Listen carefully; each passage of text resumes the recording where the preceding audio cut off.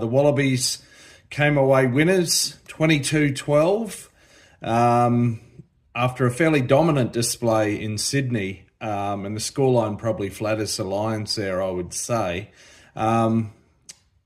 Words like redemption and vindication do come to mind with this, but we'll come to that later perhaps. Look, I think even the most ardent Lions fan would say that Australia were the better team in the third test last night. They just had hunger for it. They brought a lot of physicality as well as skill and execution in shockingly wet conditions. So yeah, a well-deserved victory. And look, really we're left to wonder. Ultimately, Australia was one appropriate whistle blow away from winning this test series. But that's life sometimes, and it's history now. The aggregate score, incidentally, over the three tests was 67 versus 68. So very, very closely contested series in that regard, which we were not necessarily expecting after the first half of the first test in Brisbane.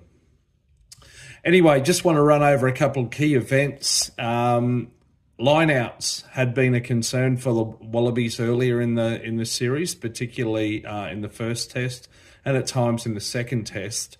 I was very concerned when Australia lost their first line out of the night. Of course, they were missing both their first choice hookers due to late injuries, so they were down to what are effectively their third and fourth choice hookers. And those men, Pollard and Paenga and Mosa, did very well in the circumstances.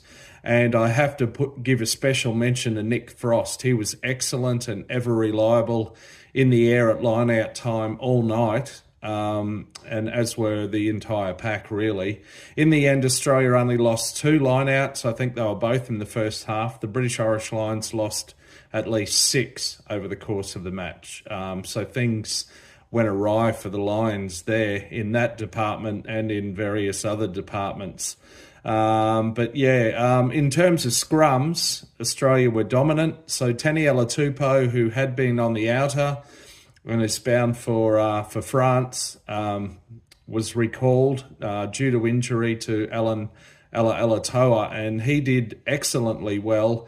You could see what it meant to him during the national anthem. He had tears. He thought probably his Wallabies career had ended and he played his last test, but that wasn't to be. So well done, Taniela.